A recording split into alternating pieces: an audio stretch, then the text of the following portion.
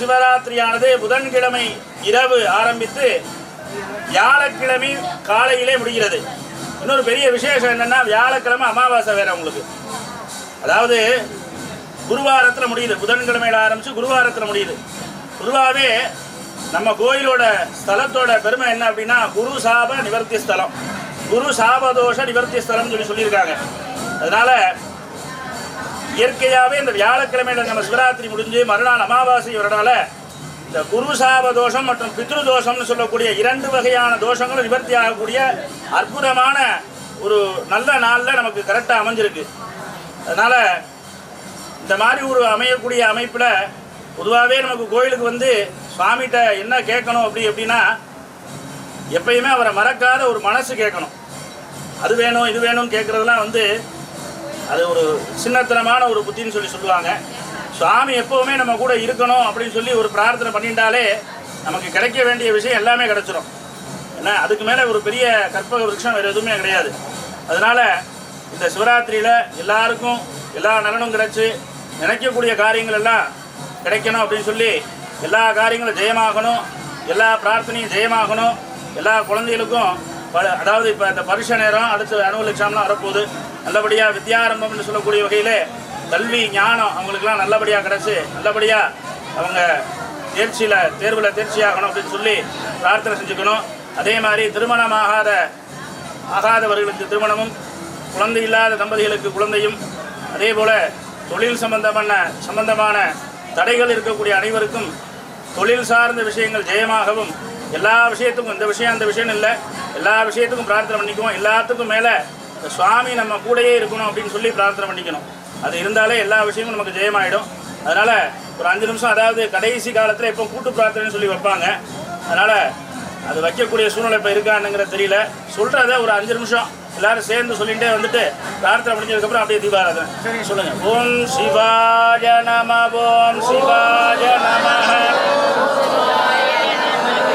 ஓம் நம சிவாய சிவாய நம, ஓம் நம சிவாய சிவாய நம, ஓம் நம சிவாய சிவாய நம, ஓம் நம சிவாய சிவாய நம, ஓம் நம சிவாய சிவாய நம, ஓம் நம சிவாய சிவாய நம, ஓம் நம சிவாய சிவாய நம, ஓம் நம சிவாய சிவாய நம, கங்காதராஜ சிவாய நம, ஜடாதராஜ சிவாய நம, அங்கேஸ்வராஜ சிவாய நம, ஓம் நம சிவாய சிவாய நம, ஓம் நம சிவாய சிவாய நம, ஓம் நம சிவாய சிவாய நம, ஓம் நம சிவாய சிவாய நம, ஓம் நம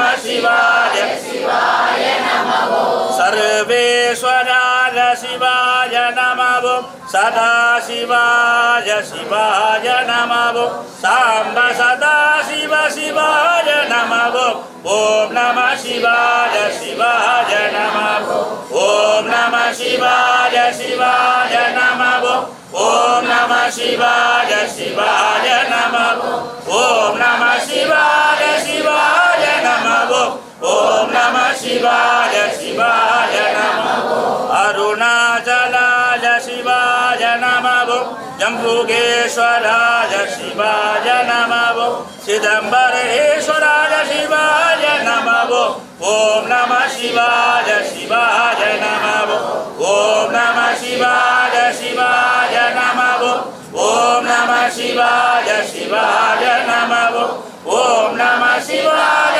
சிவாய நம, ஓம் நம சிவாய சிவாய நம, ஓம் நம சிவாய சிவாய நம, ஓம் நம சிவாய சிவாய நம.